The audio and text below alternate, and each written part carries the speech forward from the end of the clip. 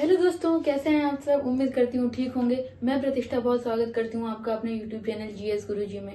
आज हम जो टॉपिक पढ़ने जा रहे हैं वो है इजराइल फिलिस्तीन संघर्ष। कल मैंने बताया था कि आज इस पे एक वीडियो आने वाला है, हमारा मच अवेटेड वीडियो। और जितने भी हमारे कॉम्पिटिटिव एग्जाम्स के स्टूडेंट्स कम्युनिटी है उनके लिए मैं बता दूं कि ये जो आपका टॉपिक है वो इंटरनेशनल रिलेशंस, अंतर्राष्ट्रीय संबंध के सामान्य अध्ययन के पेपर 2 में आता है। अंतर्राष्ट्रीय, तो आप उसको उस हिसाब से समझ सकते हैं। अंतर्राष्ट्रीय संबंध प्रश्न पत्र 2 पेपर 2 में आता है। ठीक है, सामान्य अध्ययन के अंतर्राष्ट्रीय संबंध के पेपर 2 में ये टॉपिक आता है आपका, जो कि आईआर को कहते हैं, जिसको इंटरनेशनल रिलेशंस। और उसके अंदर में आज हम जानेंगे इजराइल फिलिस्तीन का ये जो विवाद रहा है उसका क्या हिस्टोरिकल कॉन्टेक्स्ट रहा है, और जो अभी प्रेजेंट में आपने देखा होगा कि ये अक्टूबर महीने में लगभग 7 अक्टूबर को हमास ने जो हमला किया है, उन सारी चीजों को हम देखेंगे।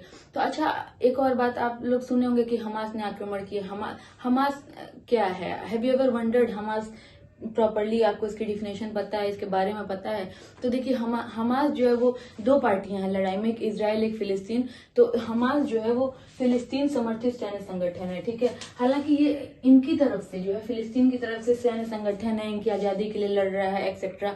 लेकिन ये मैं आपको बता दूं कि बहुत सारी वेस्टर्न कंट्रीज हैं, पश्चिमी देश हैं, जो इसको टेररिस्ट ऑर्गेनाइजेशन का दर्जा दिए हैं। टेररिस्ट डेजिग्नेशन इसको मिला हुआ है फिलिस्तीन को। और जो इजराइल की सरकार है वो भारत सरकार से भी अपील कर रही थी काफी टाइम से कि इसको आतंकवादी संगठन का दर्जा दिया जाए। लेकिन हालांकि इंडियन गवर्नमेंट ने अपना न्यूट्रल स्टैंड लेते हुए उसको ऐसा कोई डिजिग्नेशन नहीं दिया है हमास को। तो अब बस आप ये समझिए कि हमास जो है वो फिलिस्तीन समर्थित सैन्य संगठन है, जो कि फिलिस्तीन की आजादी के लिए लड़ाई लड़ता है। ठीक है, एज पर इनके कॉन्टेक्स्ट से। ठीक है, उसके बाद आप थोड़ा सा मैप में समझते चलिएगा। जब आपको मैप में चीजें समझ में आ जाएंगी तो आप अच्छे से रिलेट कर पाएंगे। तो ये देखिए, ये आपका इजराइल का मैप है, ये जो पूरा एरिया है। ठीक है, ये जो बड़ा सा है। ठीक है, उसके बाद से ये है आपका, ये इसको आपको जो यहाँ पे छोटा सा हिस्सा दिख रहा है, ये वेस्ट बैंक है। ठीक है, वेस्ट बैंक। ठीक, ये इस वेस्ट बैंक में, और जो इस साइड दिख रहा है वेस्टर्न साइड में जो आपका है, इसको गाजा पट्टी कहते हैं। ठीक है, तो ये जो डॉट डॉट से है, ये गाजा पट्टी और ये वेस्ट बैंक, ये फिलिस्तीनियन पॉपुलेशन का एरिया है। यहाँ पे फिलिस्तीनी रहते हैं। और ये इधर गाजा पट्टी में फिलिस्तीनियन, इधर वेस्ट बैंक में फिलिस्तीनियन, और बीच का जो इजराइल का एरिया, यहाँ पे यहूदी निवास करते हैं, जिनको ज्यूज कहते हैं। ठीक है, इजराइल की जो मेन पॉपुलेशन है वो आपकी यहूदियों की है। यहूदियों के बारे में मैं थोड़ा सा आपको बता दूं कि अगर आपने हिस्ट्री पढ़ा होगा तो जब हिटलर ने जिनोसाइड कराया था तो इन्हीं यहूदियों को जो है पकड़ पकड़ के कैंप में ले जाके गैस चैम्बर में, आप लोगों ने 9th क्लास की हिस्ट्री में पढ़ा होगा। तो ये वही यहूदी हैं, और ये इतनी पावरफुल कम्युनिटी है, इतनी डोमिनेंट कम्युनिटी की आज भी अमेरिका में इनकी बहुत बड़ी लॉबिंग है, और सारी चीजों में इनका बहुत डोमिनेंस, प्रभुत्व रहा है। जो आप जितने भी बड़े बड़े साइंटिस्ट हैं और थिंकर्स हैं, जैसे आप कार्ल मार्क्स, जो कि कम्युनिज्म के फादर कहे जाते हैं, तो उसके जो है कार्ल मार्क्स जो है वो यहूदी थे।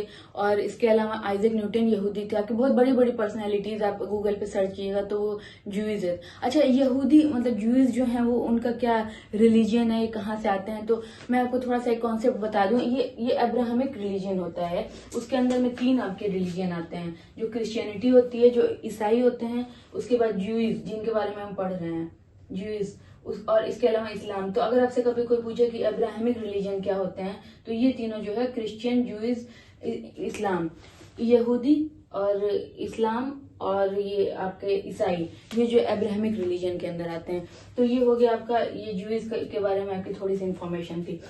ठीक है, उसके बाद आते हैं हम अपने टॉपिक पे। देखिए, ये आपका जो इजराइल का मैप दिख रहा है, ये इधर इजिप्ट है, इधर यरूशलेम है। ये इसके अंदर वेस्ट बैंक के अंदर यरूशलेम है, जो कि मुस्लिम एरिया के लिए भी ये बहुत पवित्र स्थल माना जाता है धार्मिक दृष्टिकोण से, और ये यहूदियों के लिए भी बहुत पवित्र स्थल माना जाता है। तो लड़ाई की असली जड़ ये यरूशलेम है। यरूशलेम, आपको मैं बताती चलूं कि जब डोनाल्ड ट्रंप की सरकार थी तो वो इजराइल से काफी अच्छे उनके रिलेशन थे, इंटरनेशनल रिलेशन।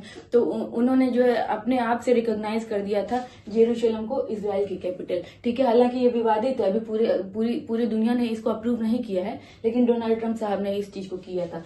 तो ये यरूशलेम पे ही मेन हमारा जो विवाद है, ये इसी पे है। मैं आगे आपको समझाऊंगी कैसे। ठीक है, ये इधर सीरिया से सराउंडेड है, इधर आप देख सकते हैं इजिप्ट है, इधर जॉर्डन है, इधर फिलिस्तीन है। मतलब जो इजराइल का एरिया है, यहाँ पे आपको बहुत ध्यान देने वाली बात है, जो इजराइल का एरिया है वो चारों तरफ से मुस्लिम कंट्री से सराउंडेड है। उसके बावजूद ये एक छोटा सा देश अपना वर्चस्व बना के है। और आज स्थिति ये आ गई है कि पहले जब इसराइलियों को यहाँ पे बसाया गया था तो बहुत छोटे छोटे पैचेस में ये लोग थे, और आज हालात ये है कि जो फिलिस्तीनी है वो छोटे छोटे पैचेस में, और पूरे एरिया पे इसराइल का डोमिनेंस। तो ये बहुत सीखने वाली बात है कि अगर आपको कभी लगे कि आप लाइफ में किसी सिचुएशंस में फंस गए हैं, आप अपने आप को कमजोर फील करिए, तो आप अपने स्ट्रेंथ पे काम करना शुरू कीजिए। हर इंसान के अंदर कुछ ना कुछ क्वालिटी होती है, कोई ना कोई स्ट्रेंथ होती है। आप अपनी मजबूतियों को और मजबूत कीजिए, जो आपके अंदर क्वालिटीज हैं उस पर काम कीजिए। मैं बताती चलूं, इसराइल का जो ये आज का आप देख रहे हैं, ये एक दिन की मेहनत नहीं है। इन्होंने ऐसे ऐसी टेक्नोलॉजीज डेवलप की हैं। इन्होंने आयरन डोम टेक्नोलॉजी, शायद आपने सुना हो, जो उसका क्या काम होता है कि अगर कोई मिसाइल आती है, कहीं से हमला होता है, तो वो बीच में इनकमिंग होते ही उसको बीच में ही मार के खत्म कर देते हैं। ठीक है, तो आयरन डोम टेक्नोलॉजी जो अभी इंडिया भी नहीं डेवलप कर पाई है, इंडिया ने इसराइल से बोरो किया है। तो आप थोड़ा सा जानते चलिए आयरन डोम टेक्नोलॉजी, प्रीलिम्स में पूछ सकता है। आयरन डोम टेक्नोलॉजी, इतने ये टेक्नोलॉजिकली एडवांस्ड हैं कि अगर इनके ऊपर हमला होता है तो उसको हवा में इंटरसेप्ट करके खत्म कर देते हैं। उसके अलावा इसराइल के अंदर, जैसे हमारे इंडिया में क्या है, जो आर्मी ज्वाइन करेगा वो भाई बस वही लड़ सकता है, लेकिन इसराइल में इन्होंने हर सिटीजन्स को, बच्चों और बूढ़ों को छोड़ के सबको जो है ये मैंडेटरी किया हुआ है 3 साल की आर्मी ट्रेनिंग की। कभी भी अगर कोई इमरजेंसी सिचुएशन ऑकर करती है तो सारे लोग अपना लड़ने की स्थिति में हो। ये चीजें हैं, तो इस तरह से इन्होंने अपने आप को मजबूत किया। इसके अलावा जो ड्रिप इरिगेशन की जो फैसिलिटी है, जो इंडिया ने बोरो किया इसराइल से, जैसे हमारे वहाँ खेती होती है तो बहुत सारा पानी बर्बाद हो जाता है। ड्रिप इरिगेशन में पॉइंटर स्प्रिंकलर से इरिगेशन होता है, जिससे इफेक्टिव पर ड्रॉप मोर क्रॉप, ऐसे करके आप समझ सकते हैं इसको। तो ये सारी चीजें आप समझ सकते हैं कि कितना टेक्नोलॉजी एडवांस रहा है। तो इन्होंने अपनी स्ट्रेंथ पे बहुत अच्छे से काम किया, और तब जाके आज ये इजराइल छोटा सा देश, जो कि चारों तरफ आप देख सकते हैं इजिप्ट, जॉर्डन और इधर सीरिया और पूरा सऊदी अरबिया से घिरा हुआ, उसके बावजूद ये अपना वर्चस्व को बनाया हुआ है। ठीक है, अब आते हैं, समझते हैं विवाद की शुरुआत कहाँ से होती है, उस पर थोड़ा सा बात करेंगे। आपको पता होगा जब फर्स्ट वर्ल्ड वॉर हुआ था तो हमारा जो ब्रिटेन जो है वो विजयी होके आया था। ठीक है, तो ब्रिटेन ने एक जो है प्रपोजल पेश किया था कि जो इजराइल को जो है, जो यहूदी कम्युनिटी है, उनको आप फिलिस्तीन के अंदर बसाया जाए और यहाँ पे इनका इस्टेब्लिशमेंट किया जाए। ठीक है, तो यहीं से विवाद की शुरुआत होती है। जब ये प्रपोजल लेके आए रहते हैं तो वर्ल्ड वॉर चलता है, और वर्ल्ड वॉर में जब ऑटोमन एम्पायर हार जाता है और ये ब्रिटेन विक्टोरियस हो जाते हैं, तो वहां पे ये प्रपोजल लाते हैं, इसको इम्प्लीमेंट करते हैं कि एक घोषणा पत्र आता है। ठीक है, उसके द्वारा इसको इम्प्लीमेंट करते हैं कि यहूदियों को ये अरब एरिया में, जो मुस्लिम एरिया, फिलिस्तीन एरिया, वहां पे इनको बसाने की बात की जाती है, क्योंकि ऑटोमन एम्पायर ऑलरेडी जो है हार चुका होता है। ठीक है, तो ये अपनी चीजों को मनवाते हैं। इनकी जो 1917 में इनकी संधि आती है, बाल्फोर घोषणा, बाल्फोर डिक्लेरेशन, बाल्फोर घोषणा। अच्छा, बाल्फोर घोषणा के अंदर क्या बात की जाती है कि जो यहूदी समुदाय के लोग हैं, यहूदी समुदाय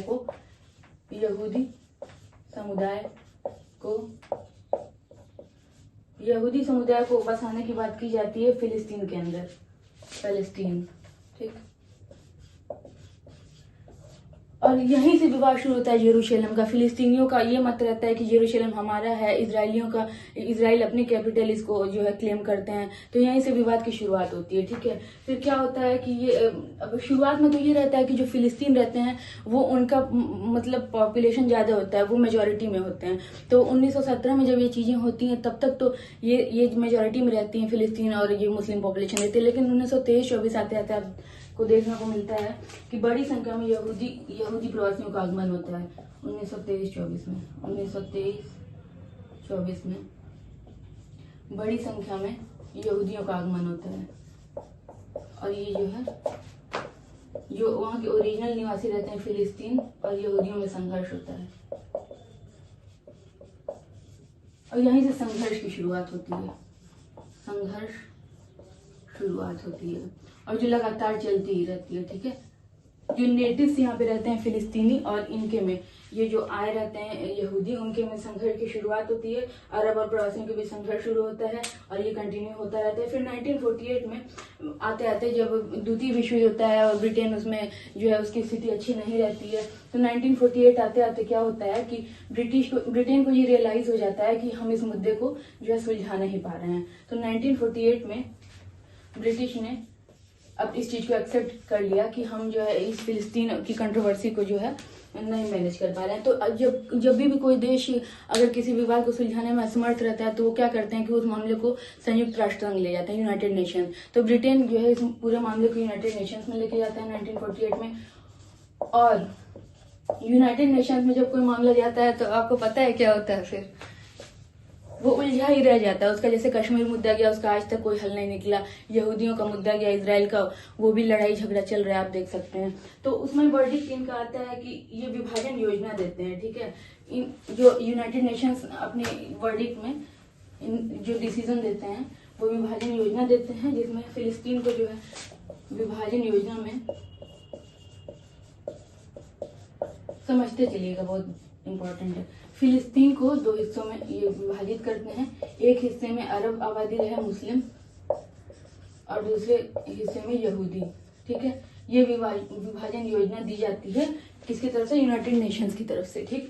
लेकिन होता क्या है कि फिलिस्तीन जो है इसको अरब जो वर्ल्ड है जो उसको मानने से इनकार कर देता था, क्योंकि उनका कहना है कि ये तो ऑलरेडी हमारी जमीन है, तो हम क्यों किसी और को राइट दें, ऐसा इनका अपना मानना था, ठीक है। तो इसको मानने से ये रिफ्यूज कर देती है जो फिलिस्तीनियन कम्युनिटी रहती है, और यहूदी इसको एक्सेप्ट कर लेते हैं। लेकिन क्योंकि फिलिस्तीनी इसको एक्सेप्ट करने से मना कर देते हैं तो लगातार क्लैशेस चलते हैं, लड़ाई झगड़े चलते हैं, युद्ध चलता रहता है, ठीक है। उसके बाद अच्छा, कंट्रोवर्सी का सबसे बड़ा इशू क्या है कि मैंने आपको बताया था जो जेरूशलम है। जेरूशलम जो है क्रिश्चियनिटी के लिए भी एक रिलीजियस इंपॉर्टेंट प्लेस है, धार्मिक दृष्टिकोण से बहुत महत्वपूर्ण जगह रखता है, बहुत पवित्र स्थान है। उसके बाद इस्लाम के लिए भी है, मुस्लिमों के लिए भी, फिर इनके लिए यहूदी के लिए भी है। तो जेरूशलम पे जिसका भी जो है प्रभुत्व रहेगा, ये बेसिकली ये भूमि विवाद है। जेरूशलम का जो इजराइल और पैलेस्टीन कॉन्फ्लिक्ट है वो भूमि विवाद है। जेरूशलम के एरिया तीनों धार्मिक दृष्टि से महत्वपूर्ण है, यहूदी, ईसाई और ये इस्लाम। तो अगर जेरूशलम पे जिसका भी कंट्रोल रहेगा,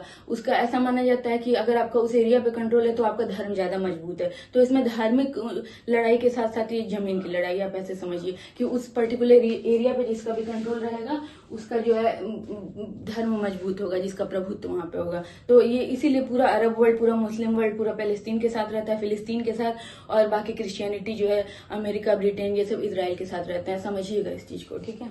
उसके बाद क्या होता है हमारा 1967 में ये जो है एक बहुत बड़ा युद्ध होता है। वैसे तो लगातार झगड़े चलते ही रहते हैं इसके 1948 से, लेकिन 1967 में 6 दिवसीय युद्ध होता है जिसमें फिलिस्तीन जो है एक तरह से हार जाता है और इजराइल बहुत बड़े एरिया पे कब्जा करता चला जाता है, ठीक है। 1967 में 6 दिवसीय युद्ध हो जाता है। 1967 में 6 दिवसीय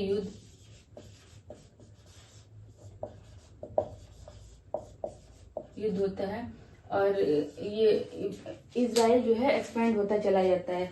यहाँ पे आप एक मैप में देखते चलिएगा, मैप के थ्रू आप समझते चलिएगा कि ये जो मैप आप देख पा रहे हैं अपने स्क्रीन पे, मैं बताऊं, इसमें 1946 से 1947, 1967 और प्रेजेंट डे का मैप है। तो मैप में आप देख सकते हैं जो भी ब्लू एरिया है आपको 1946 में जो दिख रहा है वो फिलिस्तीन का है, और जो हल्का हल्का ग्रे है वो आपका इजराइल है, पैचेस में इजराइल रहता है। लेकिन युद्ध होता है 1967 में, ठीक ठाक विक्ट्री, बढ़त मिल जाती है जो है इजराइल को, और अभी का आप जो मैप देख सकते हैं उसमें जो हल्का हल्का नीला है वो फिलिस्तीन है और बाकी पूरा ग्रे एरिया आपका इजराइल है। तो इससे आप समझ सकते हैं कि कैसे इजराइल ने बढ़त हासिल की और कैसे चारों तरफ से मुस्लिम देशों से घिरे होने के बाद इजराइल जैसे छोटे से देश ने अपना वर्चस्व स्थापित किया। ये बहुत मोटिवेटिंग भी है ये चीज देखने में, ठीक है। तो उसके बाद आते हैं कि अब हम बात करेंगे कि हमास ने जो अभी हमला किया है, हमास ने जो अभी हमला किया उसके क्या रीजंस हैं, वो किन वजहों से हुआ है, और अभी प्रेजेंट कॉन्टेक्स्ट में हम बात करेंगे जो हमास का हमला हुआ है। कब हुआ है? 7 अक्टूबर 2023 को। अब ये फिलिस्तीन ने बहुत बड़ी गलती कर दी यहाँ पे, ठीक है। अच्छा, लेकिन हम बात करेंगे कि क्यों इसने अभी हमला, क्यों ऐसा टाइम चूज किया, क्यों इस पर्टिकुलर टाइम पे इतना एग्रेसिव होकर हमास जो है अटैक करता है। तो उसके तीन रीजन है मेनली। तो पहला रीजन ये है कि इजराइल फिलिस्तीन के बिगड़ते रिश्ते, इजराइल फिलिस्तीन का जो है वो समीकरण अच्छा नहीं चल रहा है, फिलिस्तीन के बिगड़ते रिश्ते। आपने नाम सुना होगा अलेक्सा मस्जिद का, अलेक्सा मॉस्क, अलेक्सा मॉस्क, ठीक है, अलेक्सा मॉस्क। तो अलेक्सा मॉस्क जो है वो मुस्लिमों के लिए तीसरी सबसे पवित्र मस्जिद है। पहली दो जो है सऊदी अरब में है और तीसरी अलेक्सा मस्जिद है जो कि आपके इजराइल के अंदर में, इस विवादित एरिया में। तो इजराइल क्या करता है कि जो है इस पे रेड करा देता है। ये बात जो फिलिस्तीनियों को बहुत खराब लगती है कि यहाँ पे ये पुलिस रेड जो कराते हैं। दूसरी बात, जो वेस्ट बैंक का एरिया मैंने आपको बताया था, जो इस साइड था, उधर गाजा पट्टी था, इधर वेस्ट बैंक था। तो वेस्ट बैंक के अंदर ये जो है इजराइल की सेना रेड की अभी हाल ही में, जिसमें 300 लोगों की जान चली गई फिलिस्तीनियों की। तो ये सारी चीजों से बहुत विवाद बढ़ता चला जा रहा है। और दूसरी बात जो है, इजराइल की पॉलिसी है कि वो पैसा दे दे के, इनिशिएटिव लेके अपने नागरिकों को वेस्ट बैंक, जो कि फिलिस्तीनी बाहुल्य इलाका है, वहां अपने नागरिकों को बसाती है। तो ये जो सारी इजराइल की स्ट्रेटेजी है वो भी फिलिस्तीनियों के अंदर इसकी वजह से आक्रोश है, क्रोध की भावना है, ठीक है। अब ये सब जब सारी चीजें होती हैं, ये आर्मी का रेड होता है और 300 फिलिस्तीनियों की जान जाती है वेस्ट बैंक में। इसके अलावा ये जो पॉलिसी है कि वहां पे इन लोगों को बसाने की, तो इन सारी चीजों से फिलिस्तीनियों के मन में क्रोध का जो है शुरुआत होता है। और हमास जो कि आतंकवादी संगठन है पूरी इंटरनेशनल कम्युनिटी में, कई देशों की नजर में, तो वो इस चीज का फायदा उठाती है, उनकी इस फीलिंग का, जो फिलिस्तीनियों के अंदर जो आक्रोश की भावना है, जो गुस्से की भावना है, उसको जो है ये कैश करते हैं। और इसी टाइम पे जब इस सबकी फीलिंग्स एकदम पीक पे है कि ये हमारे एरिया में आके हमला कर रहा है, तो इस चीज को कैश करके हमास उस सिंपैथी को कैश करती है और इसी समय हमला करती है ताकि पूरे फिलिस्तीन उनको समर्थन दे, ठीक है। उसके बाद सेकेंड रीजन है कि इजराइल में ना फिलहाल जो है दक्षिणपंथी सरकार है, बेंजामिन नेतन्याहू प्रधानमंत्री है वहां के। तो जो दक्षिणपंथ होते हैं वो थोड़े से अपने हिसाब से स्ट्रिक्ट मेजर्स लेते हैं, जैसे करना चाहते हैं वैसे करते हैं चीजों को। तो ये जो है जो दक्षिणपंथी सरकार है इजराइल की, दक्षिणपंथी सरकार, ये दक्षिणपंथी सरकार जो है जुडिशरी में रिफॉर्म ला रही है और सिस्टम में रिफॉर्म ला रही है, लेजिस्लेचर में रिफॉर्म ला रही है, जो कि वहां के लोग अच्छा नहीं लग रहा है, ठीक है। तो दक्षिणपंथी सरकार और का जो मत है और जो लोगों का मत है, उसके बीच में कहीं ना कहीं कंट्राडिक्शन है। इसके अलावा वहां के सेना में भी विद्रोह हो रहा है इस समय, इजराइल की सेना में। तो ये सारे फैक्टर्स हमास को एक फेवरेबल सिचुएशन दे रहे थे कि अभी अटैक किया जाए, और इन सब चीजों को फायदा उठाते हुए हमास ने प्रेजेंट टाइम में इजराइल पर अटैक किया कि वहां पे सेना में विभाजन है और दक्षिणपंथी सरकार से लोगों में असंतोष की भावना है। तो ये भी सारी चीजें थी जो इनके लिए प्लस में थी। उसके बाद तीसरी चीज, अभी कुछ दिन पहले इजराइल और सऊदी अरब के रिश्ते कुछ बेहतर हुए हैं। तो इजराइल, और ये भी एक तीसरा रीजन है कि इजराइल और सऊदी अरब के रिश्तों में सुधार, सऊदी अरब के रिश्तों में सुधार। आपको पता है जो सऊदी अरब के क्राउन प्रिंस है, उन्होंने स्टेटमेंट दिया कि हमारे जो इजराइल से संबंध और बेहतर हो रहे हैं, ठीक है। और ये इसको मामूली मत समझिएगा, ये बहुत बड़ा स्टेटमेंट है। अगर इजराइल के रिश्ते सऊदी अरब के क्राउन प्रिंस से बढ़िया हो रहे हैं, तो इसका ये इंडिकेशन जाता है कि इजराइल और पूरा मुस्लिम जो वर्ल्ड है, पूरे मुस्लिम वर्ल्ड की जो कम्युनिटी है, जॉर्डन, इजिप्ट और यूनाइटेड अरब एमिरेट, सबके साथ उनके रिश्ते अच्छे हो रहे हैं हमारे इजराइल के, क्योंकि सऊदी अरब सबका सबसे बड़ा रिप्रेजेंटेटिव है। तो हमास को ये कहीं ना कहीं डर था कि पूरी मुस्लिम जो वर्ल्ड है वो इजराइल के साथ चली जाए और कहीं ऐसा ना हो कि सारे देश मिलकर हमास पर ही हमला कर दें। तो ये इसके डिस्टर्बेंस का बहुत बड़ा कारण था हमास के डिस्टर्ब रहने का, क्योंकि इजराइल और सऊदी अरेबिया के रिलेशंस बेहतर हो रहे हैं। वहां के क्राउन प्रिंस का ये स्टेटमेंट आया और हमास को ये डर था कि कहीं उसके ऊपर ही न सब लोग मिलकर हमला कर दें। तो हमास का ये एक फ्रस्ट्रेशन था, जिसको आप कह सकते हैं कि वो ऐसा मूव लिया। और हमास को ये भी डर था कि अगर ये सारी चीजें होती हैं तो हमास की फंडिंग बंद हो जाएगी और उसका जो मिशन है, जो एम है, उसको उतने अच्छे तरीके से एग्जीक्यूट नहीं कर पाएगा। तो अभी जो करंट की जो सिचुएशन है वो ये है कि वो बहुत बुरी है और रोज सैकड़ों की संख्या में फिलिस्तीनी मर रहे हैं, इजरायली मर रहे हैं, बच्चे बूढ़ों किसी को नहीं छोड़ा जा रहा। सोने में वो बम अटैक कर दिया जा रहा है, मिसाइल दाग दिए जा रहे हैं। तो अभी जो है ये, और जानकारों का कहना है कि अभी सिचुएशन और बुरी हो सकती है फिलिस्तीन के लिए, क्योंकि अभी देखिए बेंजामिन नेतन्याहू जो प्रधानमंत्री हैं इजराइल के, उन्होंने स्टेटमेंट दिया है कि the country is on war. उन्होंने इस टर्म का यूज किया, वॉर टर्म का यूज किया कि हमारा देश जो है वो युद्ध पे है। और ये बहुत बड़ा स्टेटमेंट है, क्योंकि अगर जब भी किसी कंट्री की कोई भी चीज युद्ध पे जाती है, कोई भी कंट्री, तो उसकी जो आर्मी रहती है वो पूरी आर्मी को भेज सकता है लड़ने के लिए। और खुदा न खास्ता अगर इसराइल अपनी पूरी आर्मी के साथ फिलिस्तीन पे अटैक करता है तो फिलिस्तीन खत्म होने की पूरी संभावना है। फिलिस्तीन का जो मैप में थोड़े थोड़े पैचेस दिख रहे हैं ना, वो भी आपको गायब दिखेंगे। ठीक है, तो अभी फिलिस्तीन को बहुत बड़ी कीमत इसकी चुकानी पड़ेगी, because the already prime minister has given the statement that फिलिस्तीन हमास, जो फिलिस्तीन का संगठन हमास विल हैव टू पे अ बिग प्राइस, मतलब हमास को इस हमले की बहुत बड़ी कीमत, भारी कीमत चुकानी पड़ेगी। और ये उनका बयान आया हुआ है। तो फिलिस्तीन के लिए यह भी बहुत क्राइसिस का टाइम है। अगर जो इसराइल अपनी पूरी आर्मी के साथ फिलिस्तीन पे अटैक करती है तो जो मैप में आपको छोटे छोटे पैचेस दिखते भी हैं इसराइल के अलावा, ये वेस्ट बैंक और गाजा पट्टी यहाँ फिलिस्तीनी हो सकता है वो पूरा साफ हो जाए। और ये भी संभावना है कि पूरा ये यूनाइटेड स्टेट्स और ब्रिटेन और यहाँ तक कि सऊदी अरेबिया, ये सारे देश भी उसका साथ दे दें। ठीक है, तो अभी समीकरण बदल रहे हैं। अब वो बात नहीं रही है कि सारा पूरा मुस्लिम वर्ल्ड फिलिस्तीन के साथ है और सिर्फ क्रिश्चियनिटी के जो कंट्रीज हैं वो इसराइल के साथ हैं। तो ये सारी चीजें हैं और मैं उम्मीद करती हूँ आपको ये टॉपिक अच्छे से समझ में आया होगा। प्लीज अगर आपको इन्फॉर्मेशन अच्छी लगी हो तो चैनल को लाइक, शेयर और सब्सक्राइब प्लीज कीजिएगा। और अगर आपको मेरे पढ़ाने के तरीके में कुछ इम्प्रूवमेंट चाहिए, कुछ आपको कहना हो तो प्लीज कमेंट सेक्शन में मुझे जरूर बताइएगा। मैं पूरी कोशिश करूंगी कि आप लोगों के लिए और अच्छे से अच्छा कंटेंट ले आऊं। और मुस्कुराते रहिए, खुश रहिए, मोटिवेटेड रहिए, अपना ध्यान रखिए।